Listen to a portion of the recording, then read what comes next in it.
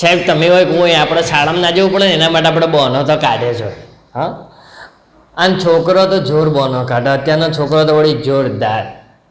હમણાં એક છોકરાને બેનને સ્કૂલમાં આગલા દિવસ નહોતો ગયો ને તો બેનને પૂછ્યું કે ઊભો થા, કાલ કેમ સ્કૂલમાં નહોતું આવ્યું? કે પેલો કે બેન બીમાર પડી ગયો તો કે બેન કે ઓહો બીમાર પડી ગયો તો ચાલ એક કામ કર, દવાખાને ગયો હોઈશ ને તો ડૉક્ટરની ચિઠ્ઠી બતાવી ચાલ મને.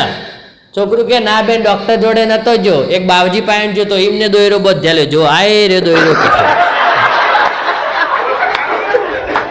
કે મારા બંધ દાવો જ કહેજો કે બિચારા બાવજીનું કામકાજ બહુ સારું છે. છોકરો તો બોલે તો જોર કાઢે, વાત જ જવાનું ભૂકા કાઢ નાખ. પણ છોકને પેલા આપણે પેલી એક લાઈન તમે જુઓ, બચ્ચે દિલ કે સચ્ચે. છોકરાના મનમાં જે હોય ને એમને તરત બહાર આવી જાય યાર.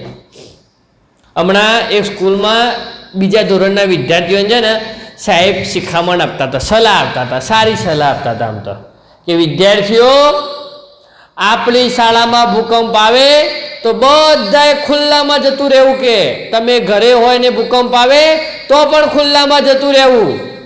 એક છોકરું ઊભું થયું કે સાહેબ પ્રિન્સિપલ મેડમે ખુલ્લામાં જવાનું ના પાડી શકે. બચ્ચે દિલ કે સચ્ચે હાથે બોલી જાય બિચારા યાર. ખુલ્લામાં જવાનું ના પાડી હોય તો ના જ કે.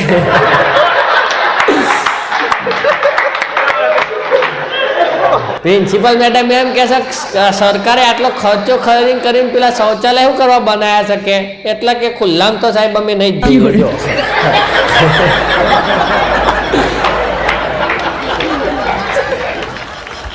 એક દાદો હતા બિચારા, એમની ઉંમર થઈને ગુજરી ગયા ને તે દાદાએ એ જન્મમાં કરમ બધા કાર્યો બધા એમને સારા કર્યા હતા. તે કાકાને તમે જુઓ તો દાદાને સ્વર્ગમાં જોવા મળ્યું. સ્વર્ગમાં और दादो जेवा स्वर्ग में जाए तो साहब स्वर्ग में तो बड़ी अप्सराओं नृत्य करती थी मस्त एमने तो आराम न अप्सराओं नृत्य करे ने एक बाजू बहन जोवे ने એટલે કાકાને વિચાર આવ્યો સ્વર્ગમાં તો બધું સારું સારું જ હોય ને અને અપ્સરાઓ હોય પાછી એટલે કાકાને પેલી અપ્સરાઓ નૃત્ય ને કરતી હતી ને એટલે કાકાના મનમાં વિચાર આવ્યો કે મારા બેટા ખોટો કે આ યોગામાં બધામાં ટાઈમ પાસ કર્યો વહેલો આવી ગયો હોત તો કે હોય આ બધી છો યોગાન બોગા મારે શીર્ષાસન ને ફીર્ષાસન બધું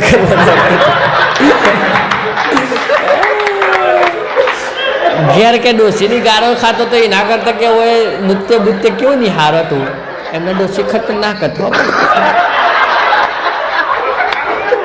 દાદો આમ યોગા કરતો ઓમ અધર પગ કરીને આમ દાઢી નજરે કોઈને જોવો ને તો ડોસીમાં તરત પકડી લેવો હતો. દાદો કે ખોટું યોગા બોગા કરવાનું જ નથી કે મારા સીધું હોય એને અપ્સરાઓનું નૃત્ય જ નિહારવાનું છે.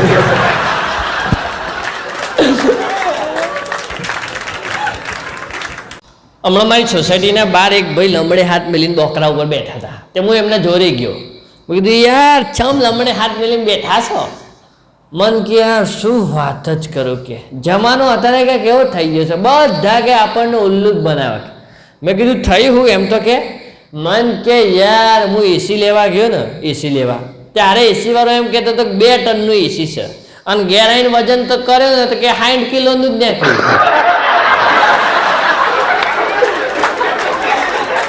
હવે સાહેબ મારે એને કઈ રીતે આશ્વાસન આલવું તમે કહેજો.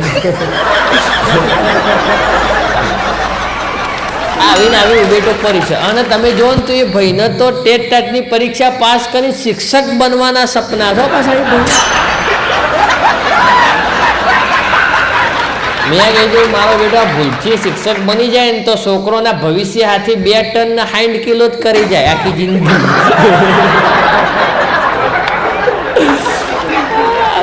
યાર હમણાં છે ને એક ભાઈની નવી હગાઈ થઈ ને તે હગાઈ પછી એ છોકરીના ઘરે પહેલી વાર જતા હતા બરાબર.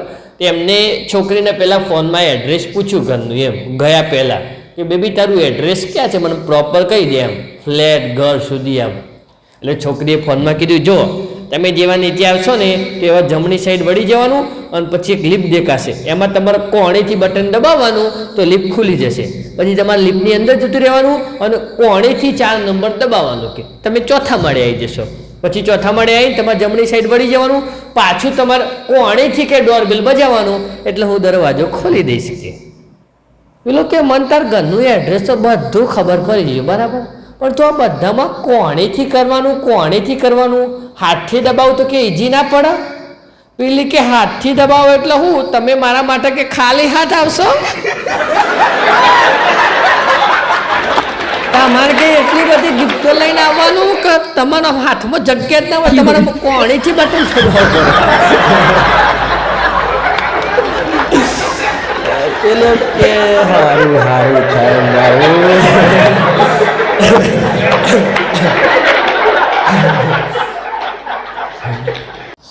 એક ભાઈ એમનો એમની ગર્લફ્રેન્ડ હતી ને, ગર્લફ્રેન્ડ એને લઈને સાહેબ હોટલમાં નાસ્તો કરવા જમવા નતા ગયા, નાસ્તો કરવા ગયા.